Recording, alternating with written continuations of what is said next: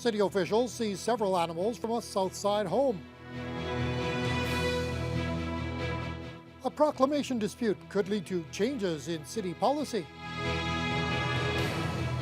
And the Egyptian government authorizes deadly force as a crackdown continues.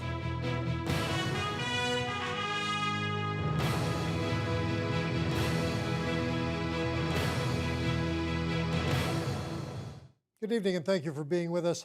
On the heels of a decision by City Council to reject a new bylaw that restricts the number of pets a homeowner can have, Humane Society officials were called to a Southside home today to deal with another animal hoarding incident. Both police and animal services were there to help remove a dozen cats and 2 dogs from a D Street residence earlier today. The dogs and 7 cats were then later sent to the Humane Society to be looked after. Supervisor of Animal Services Jody Conrad confirms the other 5 cats were taken to a veterinary clinic and will likely have to be put down. The homeowner, who did not want to be identified, says the animals were strays that were living in a van on his property. Humane Society Executive Director Glenn Wilson says the situation on Dease is far from over. I just got off the phone with the city, and they fear there could be 20 or 30 more cats there. So first order of business when our agent gets back into town here is to assess the situation and go over to the home. Wilson says the incidence of hoarding pets seems to be more and more of an issue. Today's additions have raised the number of cats at the Humane Society shelter to 120. Mayor Keith Hobbs was under fire last night over a denied request to proclaim September as Childhood Cancer Awareness Month. A request by a group in Sudbury for the proclamation was denied by the clerk's office and came as a shock to the mayor, who issued his own response. But that response wasn't quick enough to stop the many angry text messages and comments on social media. Dennis Ward has more. And I harken back to 2010 when we proclaimed the day as National Honeybee Day. Give me a break. Mayor Keith Hobbs feels it might be time to review a nearly 30-year-old policy, giving the clerk's office decisions over proclamations. The request by the Northern Ontario Families of Children with Cancer was endorsed by a local family who are dealing with the fallout of cancer. The family then called on people to email the mayor to reconsider, and many did. But Hobbs, a longtime advocate for cancer awareness, was unaware of the decision and was irate when he found out, calling it boneheaded. The mayor says he doesn't have any regrets about calling out senior staff. No, you know what, and they don't have any problem calling me out, or the public doesn't have any problem calling me out when I make a boneheaded decision, and that's politics. And you know what, sure, some feathers get ruffled, and mine have been ruffled before, and I'm sure administrations has been ruffled lots, but I'm that kind of guy. I get fired up when I believe in something, and my style, people knew that style when they voted for me, so I'm not going to change. City Clerk John Hannum says his office only turns down requests if no city departments are in any way involved in the cause, and adds this case was handled like any other. Hannum understands the sensitivity around the issue, but isn't sure the matter was handled properly. You know, the way social media unfolds, it tends to sometimes draw out emotions, I guess, and get an emotional response to an issue, and I'm not sure that always helps in making an effective decision on matters. The local family who made the first Facebook post have apologized to the mayor and say they are amazed at how it spiraled out of control. Late this afternoon, the city clerk reversed the earlier decision, saying the matter is clearly in the public's interest. Dennis Ward, TBT News. Mayor Hobbs was also kept busy today meeting with representatives from the Great Lakes and St. Lawrence Cities Initiative. Hobbs was voted in as chair of that organization back in June. He met with the executive director, David Ulrich, to discuss issues facing Great Lakes communities, which include the storage of nuclear waste. There is a joint review panel that's currently looking at an Ontario power generation proposal to store low and intermediate level nuclear waste near the shores of Lake Huron. Ulrich says the site is near Kincardine, Ontario, and is just 1 kilometer from the edge of the lake. On Tuesday, the Great Lakes Initiative submitted their opposition to the proposal to the review panel. They're worried about the proximity of the location to the lake, but a bigger concern is the precedent that will set if nuclear waste is allowed to be stored so close to the source of drinking water for 40 million people. One of the basketball coaches in the United States would say, don't play with your car keys over the manhole covers. And This is putting that much waste that close to the largest source of surface fresh water in the world and the drinking water for people. Just has some very common sense and good judgment concerns that are raised. I know Thunder Bay has been declared a nuclear-free zone, but if people realized just the hospital alone, nuclear medicine, and you know, everything that goes east and west through Thunder Bay, rail, by truck, people would be alarmed, I think, and you know, that's something that we need to get a handle on as well. But I think there's a lot more suitable places to put that waste. Hobbs acknowledged that Ignis's repository bid, for example, for high-level nuclear waste is a much better location. Now, in addition, Ulrich and Hobbs also discussed concerns about water levels across the Great Lakes, as well as how to grow the organization. Every year, many people walk, run, or cycle across Canada to raise money and awareness. And for years, some have believed there should be a place in Thunder Bay to honor those treks. A Cross Canada Marathon Museum in the city was first identified as a worthy project by Council more than a decade ago. The idea was revived by Councillor Ken Boschkoff just last year, but it now appears the dream is over. Boschkoff felt the Cross Canada achievement should be recognized at the Terry Fox Lookout. But a memo to Council from the manager of tourism says several attempts to raise interest in the 13-year-old project did not materialize. However, Boschkoff feels administration didn't follow through with the idea the way it was deserved. I can understand city administration not wanting to get involved and carry this forward, but I would have expected more, but I understand that there isn't interest, so I guess that's it for Across Canada kiosk at Terry Fox. The Tourism Division believes that no further effort on the Cross Canada Museum is warranted and don't plan to look into it any further. As we first told you yesterday on the News Hour, the final round of flood relief checks are being mailed to Thunder Bay residents this week. And it appears the Disaster Relief Committee was successful in getting more money from the province for the effort. When the first checks were mailed out in April and May, it was revealed the payouts would total about $1.8 million. Local residents had fundraised $1.5 million, which meant the province would only be kicking in about $300,000.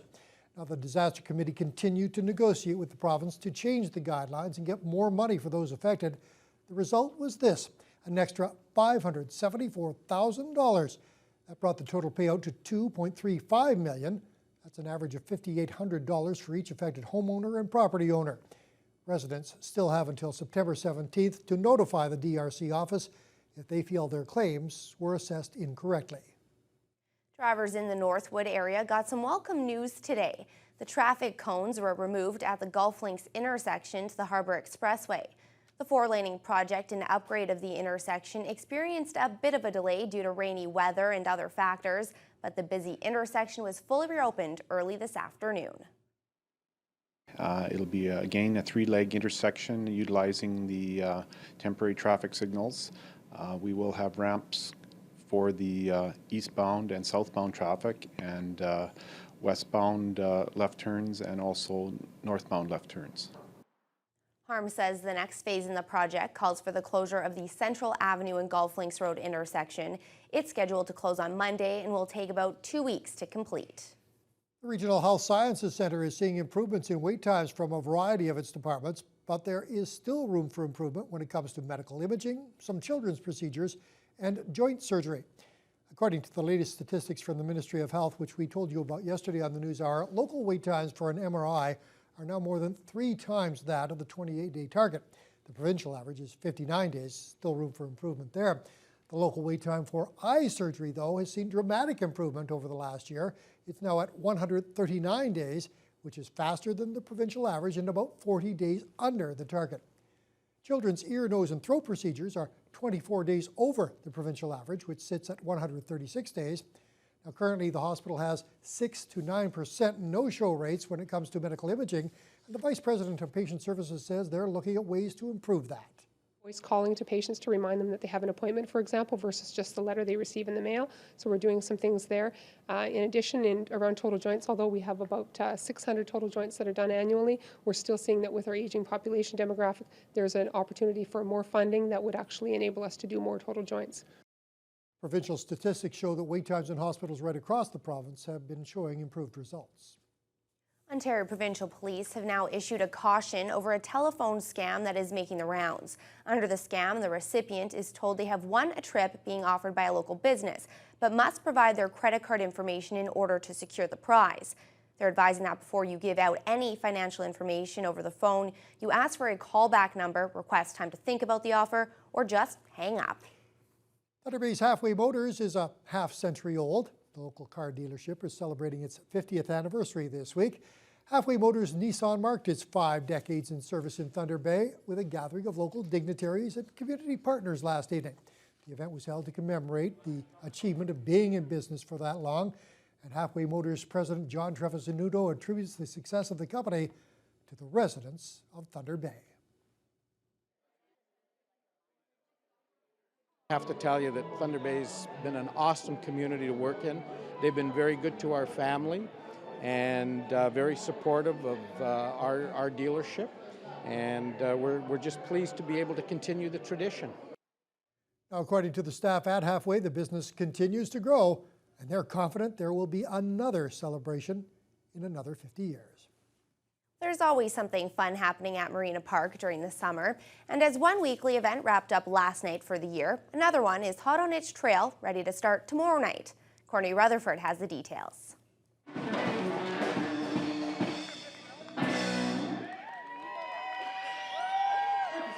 It's a place where people grab their lawn chair, kick back, and enjoy a free evening of music right on the edge of Lake Superior. Since 1904, Summer in the Parks has been showcasing performers and a variety of musical styles every Wednesday night. With a couple thousand people in attendance weekly, there's a reason why it's stuck around for so many years. The people that are attending are also being exposed to new music, new artisans, new community groups, new art forms with some of our independent entertainers and everything else. So it really is a great place for people to start to learn more about culture in Thunder Bay. Now that Summer in the Parks has wrapped up, another event is ready to begin this Friday night. Movies in the Park will kick off with Back to the Future 2. The movie is expected to begin rolling just after dusk. However, previews and short films will be played beforehand.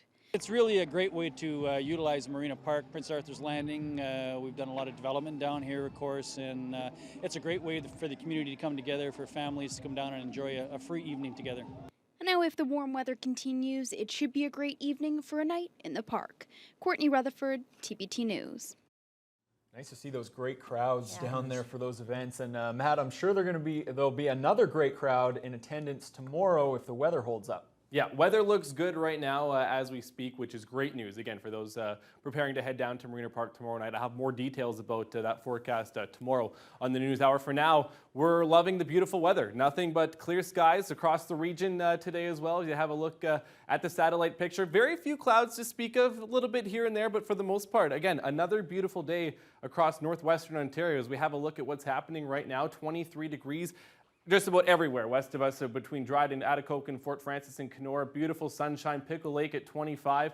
Armstrong at 23. Also, that trend continues. A little bit cooler in Marathon at 18. That wind coming out of the west right now is keeping things just a touch cooler in Marathon, but Greenstone 22, Sault Ste. Marie 20 degrees as well. Here in Thunder Bay, we hit a high of 26 degrees today, which is, again, another beautiful sky. Humidex made that feel a little bit warmer than that, but again, not too much. A little bit hazy today outside, if you saw that. That is because of that heat, and it's finally here, which is nice. Again, that wind gusting up to 21 kilometers an hour tonight.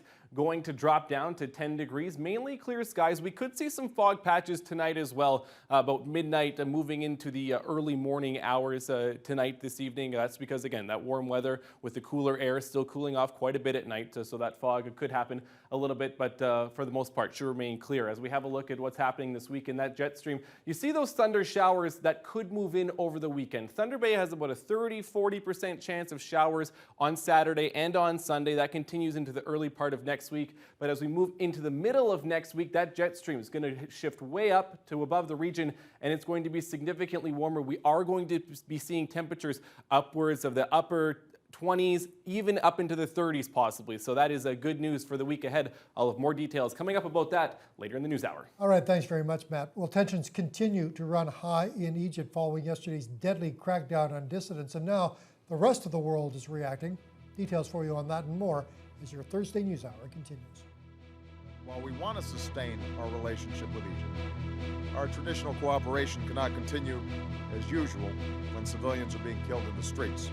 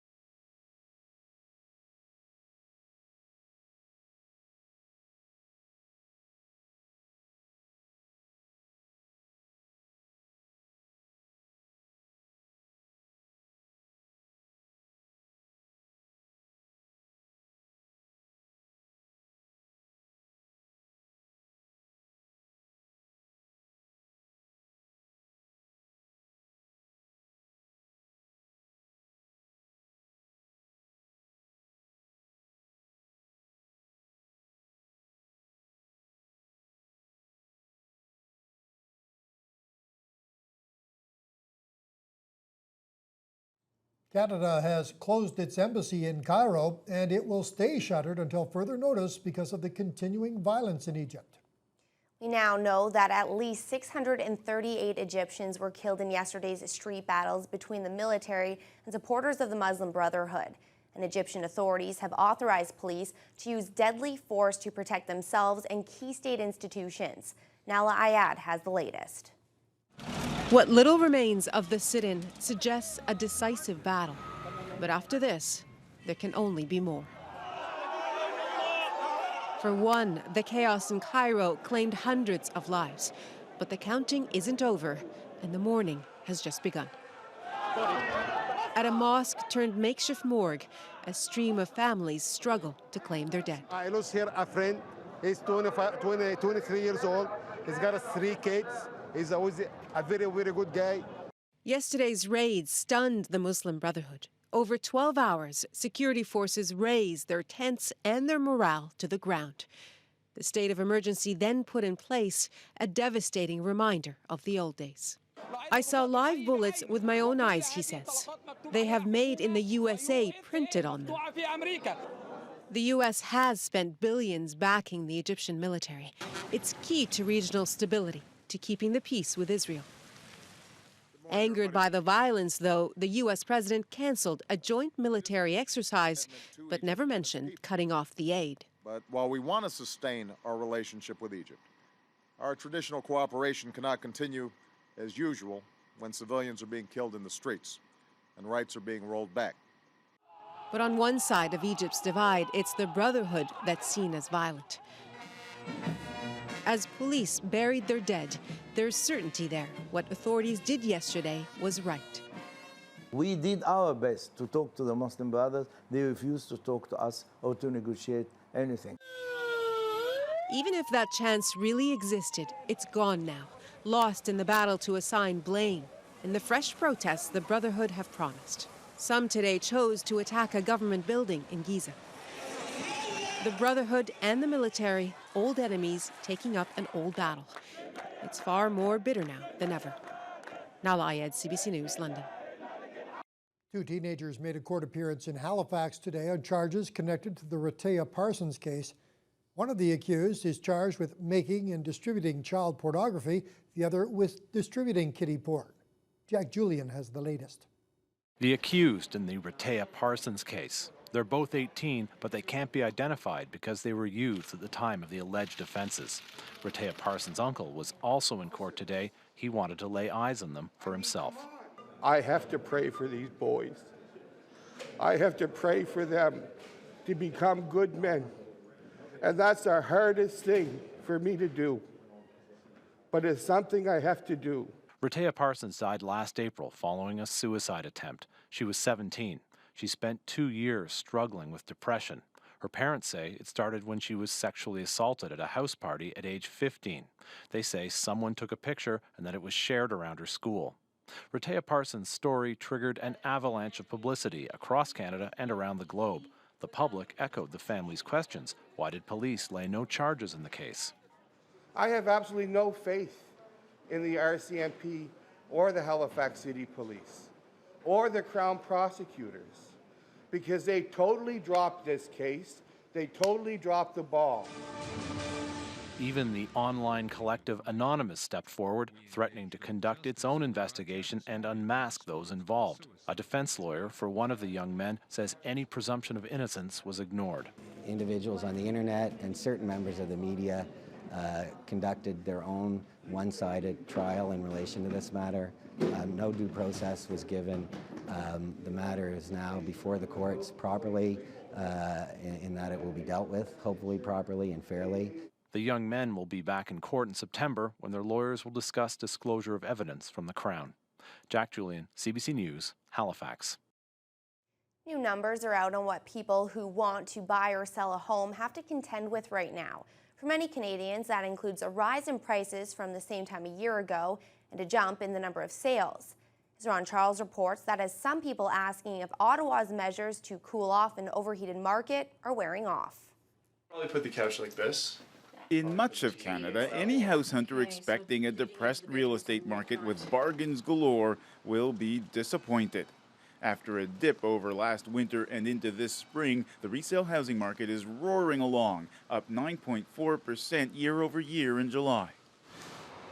The jump in sales doesn't come as a big surprise to most analysts. Last summer, Ottawa brought in new, tougher mortgage rules that froze out some potential buyers and sent sales tumbling. I think it's pretty balanced and well-behaved. Economists like BMO's Robert Kavich say they expected the new mortgage rules to eventually wear off. The response we've seen has been pretty consistent with past mortgage rule tightening. So we saw a slowdown in sales and prices for about 6 months through the winter. What we're seeing now is the market basically absorbed those rule changes and is pushing on forward. Did you get the property taxes? Mortgage broker Marcus Severus saw it all happen at his office, the slowdown and then the pickup. Since we saw the change in the mortgage rules, people were a little uncertain as to how that would play out in the market. Now that they're seeing that prices are stable, they're understanding that they've got to enter the market at some point. Some economists say don't expect a repeat of these high sales numbers next month, The finance minister recently tightened mortgage rules even further. The results of those changes are expected to appear in the next release of sales figures. Ron Charles, CBC News, Toronto. 10 years ago this week, a series of fires destroyed more than 300 homes and businesses in the British Columbia interior. A discarded cigarette triggered the devastation. Chris Brown has the story of one man's remorse and a community's remarkable willingness to forgive. It'll never be over for me, not totally. This is an anniversary Mike Barry hates to think about. You'd probably heal faster with the death of a loved one than you would with this, because I affected so many people. 10 years ago, Barry lived in McClure, about an hour's drive north of Kamloops. It was one of the driest summers on record, and he admits he did something stupid on a forested ridge near his home. And I was smoking up there, and I dropped my cigarette. I butted it with my foot, and we just moved on. The parched forest floor was littered with combustible dead wood, and in an instant, flames were leaping from tree to tree. What was going through your head? Panic, thinking, what have I done? You know. And then when I realized it was out of control, I mean, it just devastated me. The fire raced into the communities of Lewis Creek and Barrier, destroying almost 80 homes and businesses, including the Tolko sawmill that employed 180 people. Barry fessed up about what he'd done right away. He was charged with carelessness and fined in court, and yet many of those who lost everything never saw him as a villain. Indeed, thousands of people signed a petition supporting him. Even though people lost money, majority of them were very forgiving to me. And it's a great community. Barry now lives in Alberta. He's relieved how his former community has bounced back and, by and large, forgiven him. It'll never be out of my mind. I'll never stop thinking about what I've done and the damage I did. Accident or no accident, right? I should have been more careful. Though much of Lewis Creek was rebuilt, the Tolko mill was not, and it was a huge blow to the economy. Now there's a memorial at the site to serve as a reminder of how a single act of carelessness can affect the lives of so many. Chris Brown, CBC News, Lewis Creek. There is a new member of the totem pole family. The finishing flourishes are being notched into a new totem pole on Haida Gwaii in British Columbia. The 13-meter pole will be the first carved cedar monument to be raised on the islands in more than a century. It was inspired by the anniversary of an agreement to preserve and protect the territory. Are you a Facebook fanatic? Well, you're not alone. New statistics say Canadians log on to Facebook more than people in any other nation. But according to researchers, that may not be a good thing. A U.S. study found that more people used Facebook, the more unhappy they felt. And face-to-face interactions had the opposite effect. Their conclusion, Facebook undermines happiness. Scientific study, I'm sure. Yeah. Let's take a look at activity on the markets now. Toronto saw the TSX climb 65 points today to finish at 12,704. The Dow, meantime, plunged 225 points to 15,112, and the Nasdaq fell 63 points to 3606. Canadian dollar gained almost a quarter cent, climbing to 97.05 cents U.S. Gold up $27 to $1,360 an ounce, and oil was up 48 cents to $107.33 a barrel.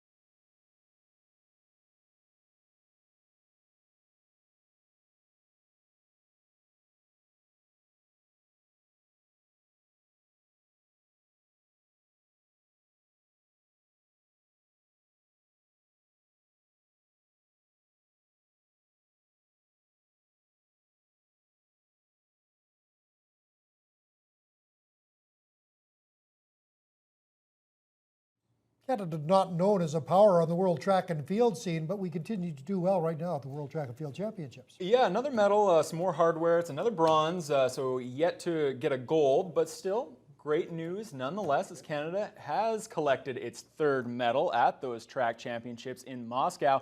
Derek Drulin captured a bronze in the men's high jump. He had a Canadian record leap of 2.38 meters. Drulin also won bronze at the event in the 2012 London Olympics. The Ontario native joins decathlete Damian Warner, bronze, and heptathlete Brianne Tyson-Eaton, silver, as Canada's medalists at those World Championships. Meanwhile, at Cincinnati's Western and Southern Open tennis tournament, Milos Raonic looking to advance to the quarterfinals of his second straight event. He could accomplish that with a win over American John Isner. First set tiebreak, Isner up 5 points to 4. A short rally as Raonic sends the forehand into the net. Isner goes on to win set number 1, 7-6, much to the delight of this American crowd as we watch Isner rain down one of his 13 aces to wrap it up. To match point we go now. Isner's serve, once again, too hot for the Thornhill, Ontario native to handle. Isner wins in straight sets, 7-6, 6-4. A frustrating match for the world's 10th ranked player, who's now winless in 2 attempts against Isner. Just 4 aces on the day for the hard-serving Raonic. He also had his serve broken twice. Well, the Toronto Blue Jays look to take 2 of 3 from the Boston Red Sox tonight. Mark Burley gets the ball for the Blue Jays. Yesterday, the Jays underwent a major roster shakeup, dealing speedster Emilio Bonifacio to the Kansas City Royals for cash or a player to be named. That cleared the way for outfielder Kevin Pillar, who made his debut in the Jays lineup last night. There he is on the right of your screen alongside the ever-popular Munenori Kawasaki, back with the club after Colby Rasmus landed on the DL. The new guy, Pillar's first big league at-bat facing John Lester, gets some good wood on the ball, but Shane Victorino is there to take a hit away from the rookie. It remains scoreless through 2. Third inning now, Rajai Davis at the dish. A weird play. Davis hits it back to Lester. Lester throws it away at first. That's an E1. Davis rounds second. He's headed for third. Victorino's throw hits Davis. That's an E9 on the right fielder. The ball bounces well past third base, and Davis will score. It goes into the books as a single with throwing errors on Lester and Victorino. What a way to open the scoring. One of 2 errors on the night charged to John Lester. How about the 2 guys just joining this Jays team? Kawasaki climbs the ladder to rob Mike Napoli. That ends the 4th inning.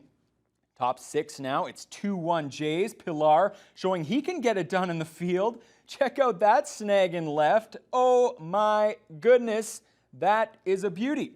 Gets the applause from his pitcher, Esmil Rogers. He's impressed with the youngster. Skip ahead now to the top of the 9th. Sox down to their last out. How's this for clutch? Napoli, gone. 2-run shot. We need extras for the 2nd straight game. It is 3-3. Brett Cecil can't believe it, but it's true. The bearded man in the audience can't believe it, but it's true. Bottom 10, 2 on, 1 out. Brett Laurie at the dish, and it's game over. Off the glove of Stephen Drew, Rajai Davis comes home as Laurie walks off the Red Sox. Jays take game 2, 4-3. They even the series at 1 apiece. Well, New York Rangers defenseman Mark Stahl has already publicly acknowledged that his eye will likely never be the same after he took a deflected Kimmo Timonen slap shot to the face back in March. But the Thunder Bay native vows he'll be back at full strength in time for training camp. Kimmo Timonen a shot that hit a body. Oh boy, it hit a Ranger up high. Oh, and he is in a lot of pain. It's Stahl. Mark Stahl. This was the frightening scene back on March 5th. Mark Stahl writhing on the ice with an injury that some feared could be career-threatening. The puck, which deflected right into Stahl's face, fractured his orbital bone and caused a small retinal tear in his right eye. Stahl says he couldn't see out of the eye at all the week after the injury, but slowly and surely his vision improved, and he vows he'll be back and ready to go for the upcoming season. It's going well. I mean, I'm starting to get adapt to it more, and the more days go by, the better I feel about it, and starting to become natural now.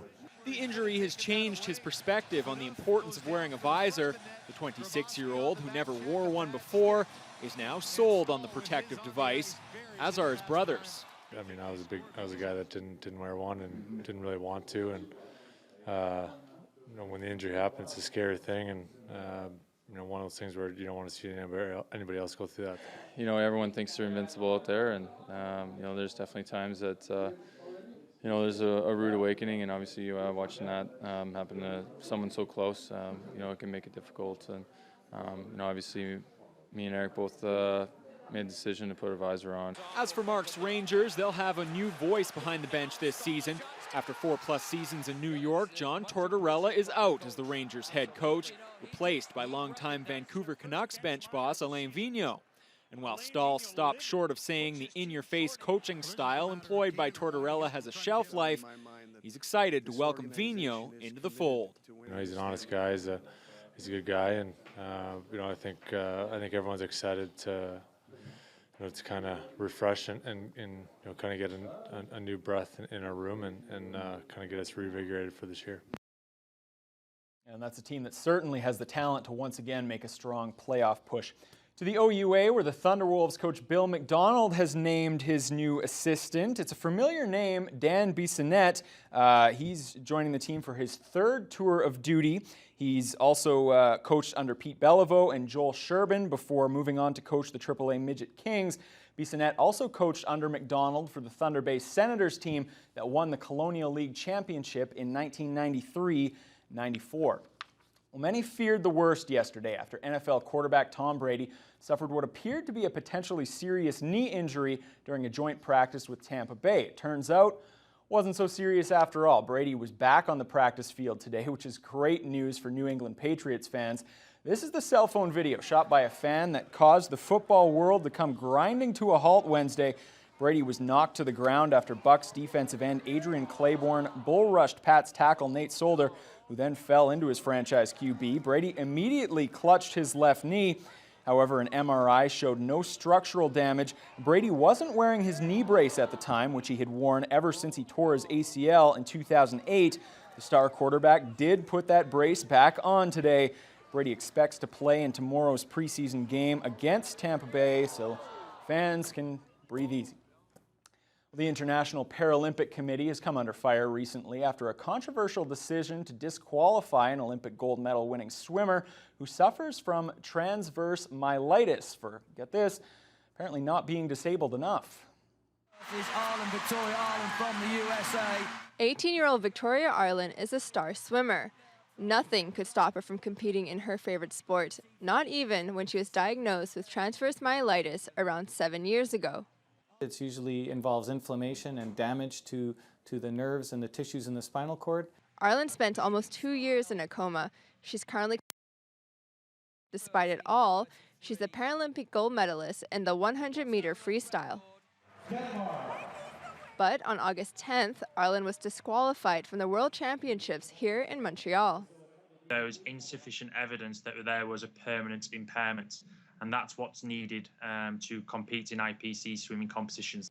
President of the Canadian Transverse Myelitis Association, Kimberly Kotar, who is also an athlete living with TM, says she was shocked when she first heard the news. For someone to say that this is a temporary disability and that she shouldn't be included, I mean, obviously, I don't think they know very much about the disease because, transverse myelitis is very invisible. Kotar says having TM feels like your limbs could give way at any moment. Every second of every minute of every day, I experience pins and needles from basically my feet to my waist. It's an overstimulation from the damage to the spinal cord. In a message to her friends and family, Ireland wrote on Facebook, "I'm so heartbroken with what has happened. I feel numb and completely shocked with the turn of events." The International Paralympic Committee sympathizes with Ireland, but insists she simply doesn't meet their criteria. She was a great athlete competing at London 2012 last year.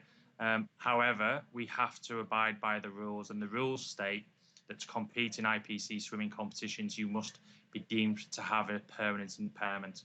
At least one doctor we spoke to believes Ireland's condition could be permanent. I don't know all the details of the case, but that being said, If this young woman was in a wheelchair for a prolonged period of time, I suspect that her deficits are permanent, and so I wouldn't anticipate a dramatic recovery. Spence says the only way the IPC would reconsider their ruling is if they get another medical report, one that is even more detailed than the one they already have. We apologize for that audio. The IPC taking some heat for this, so it'll be interesting to see what happens. Yeah, it's an unfortunate case, isn't it? It is. All right, thanks very much, Ryan. Well, tonight, another house guest will be evicted on Big Brother. With your full viewing lineup, here's tonight's edition of Teletalk. Tonight on Global Thunder Bay, we prove that if you want to win big, you've got to take a risk. Starting at 8 on Glee, the club's assignment is to share their musical shame and guilty pleasures. Then at 9 on Big Brother, it's time to say goodbye to someone with tonight's live eviction. And at 10 on Rookie Blue, the squad frantically searches for Chris's son after he's kidnapped. Over on CKPR Thunder Bay, we get up close and personal with nature and our history. First at 8, The Nature of Things looks at what's really happening below the fracking process. Then at 9, The New Green Giants exposes the controversial world of the organic food industry. Teletalk is brought to you by Points, the traffic ticket specialists.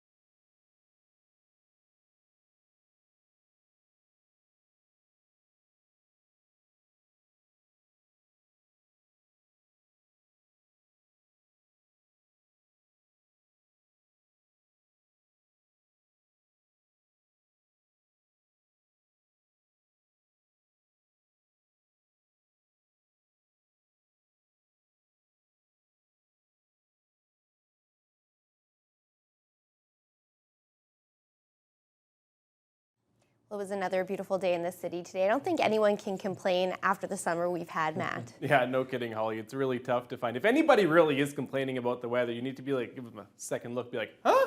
Really? Come on. No, yesterday in Thunder Bay, we hit a high of 26 degrees. Again, absolutely beautiful outside. A little bit hazy because of that heat that we've been seeing.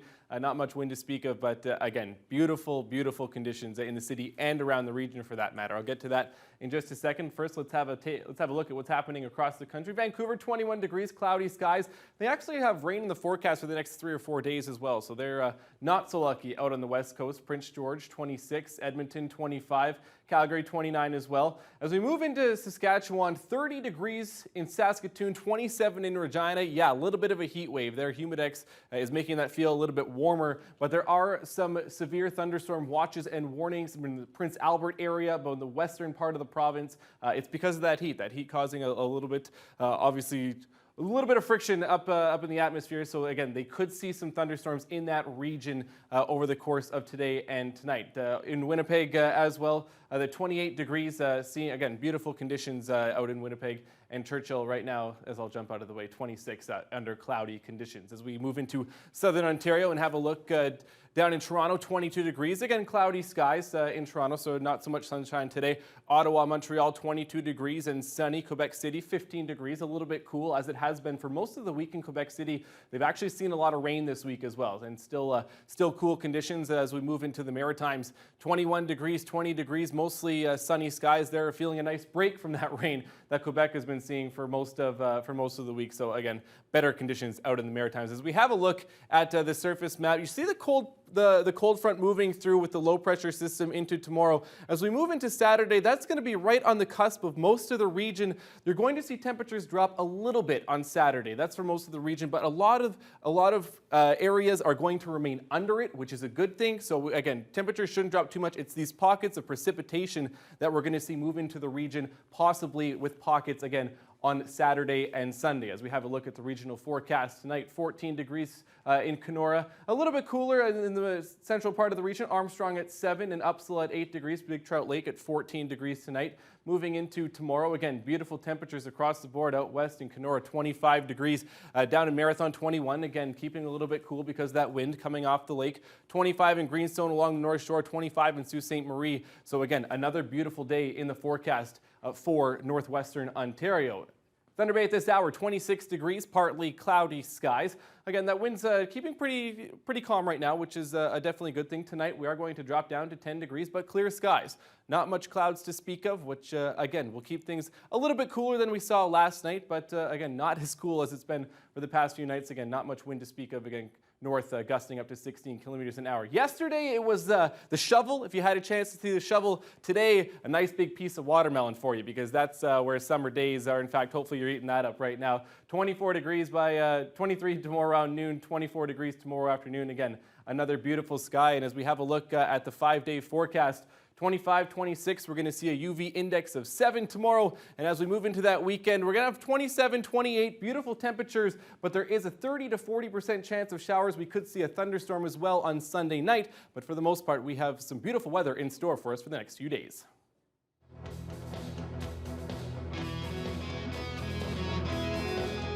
Getting pregnant can be hard for some couples, and many are now looking to surrogacy.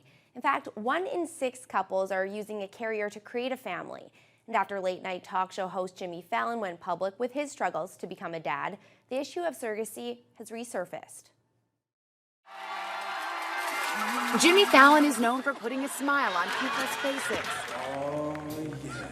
And now he's smiling from a place deep down inside. I'm your host, Dada. Surprising fans last month with news he's a first-time father. Congratulations on the new baby. Oh my gosh, thank you so much. It's the most unbelievable thing. You can't describe it. It's like I'm floating in a new bubble. Following that surprise with another. We had a surrogate, and it's just we tried before we told people, and then it didn't happen. And it's just really depressing. It's really hard on everybody. And it's common. Infertility hits 1 in 6 couples, and many are now opting for surrogacy, arranging for someone else to carry their child. And it's so emotional when you call everybody and you tell everybody like this happened, because it comes out of nowhere and they're like, what? And everyone just starts crying, and it's just really happy because, you know, we tried for a long time. Melissa Brisman was not able to carry a baby, so she and her husband decided to use a gestational surrogate when the woman is implanted with a fertilized egg from the biological parents. I was crying in the delivery room. We were all crying. The carrier was crying. Her husband was crying. He was so happy. Now a mother of 3, she changed careers to help families connect with potential surrogates. Every little girl grows up thinking she's going to carry the baby. So it's really hard to have somebody else carry the baby for you. But, you know, brings me great joy, my work. I mean, we've helped over 1,500 people have babies, and for me, that's always going to be something I'm very proud of. But the price tag is high, anywhere from $40,000 to $120,000, part of which can be covered by insurance. The actual cost depends on a variety of factors, including the medical needs of the surrogate, the type of surrogacy, and payment to the surrogate herself, which can be upwards of $25,000. Pocket pass. That's a pocket pass. But the result is priceless. You know, we tried for 5 years, and I know people have tried much longer, but if there's anyone out there who is trying and are just losing hope, and just hang in there. Try every avenue. Try anything you can do, because you'll get there. You'll end up with a family, and it's so worth it. All right, staying with medical news, I'm sure you've always wanted to know how you help an ailing alligator. Well, yes. Acupuncture, of course. That story when we return.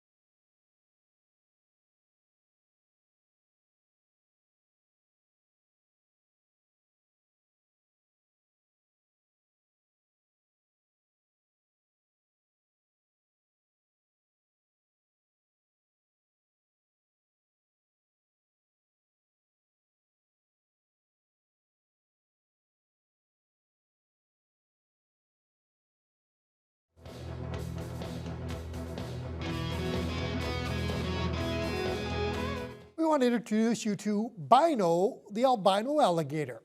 Now, albino alligators are already pretty rare, as you know, but Bino is even more special. He's probably one of the few acupuncture patients with some sharp tools of his own. Bino suffers from a curvature of the spine, which causes some pain. But his caretakers at a Brazilian zoo say the weekly acupuncture session seems to be helping. He's even been able to get back in the water with his brother, Albie. He looks fake until he moved there. He looked, I thought he was a toy. Stick your hand in there, you'll find I'll out. realize pretty quickly it's not a toy. Yeah. Recapping our top story, well, days after the city rejected a bylaw that would limit the number of pets per home, the local Humane Society was called to remove 14 animals, including a dozen cats, from a Southside residence today. And Humane Society officials say hoarding animals continues to be an issue in our city. Toronto Blue Jays back in action this evening, looking to take 2 of 3 from the Boston Red Sox at home. I'll have those highlights coming up for you on the late edition. Beautiful weather ahead, sunshine, UV index of 7 tomorrow, so be prepared for that. But a high of 26 for tomorrow as well. Humidex is going to make things feel even warmer. Get out and enjoy. Yep. That'll do it for tonight's Look at News, Weather, and Sports. Thank you all for being with us. We'll see you again tomorrow.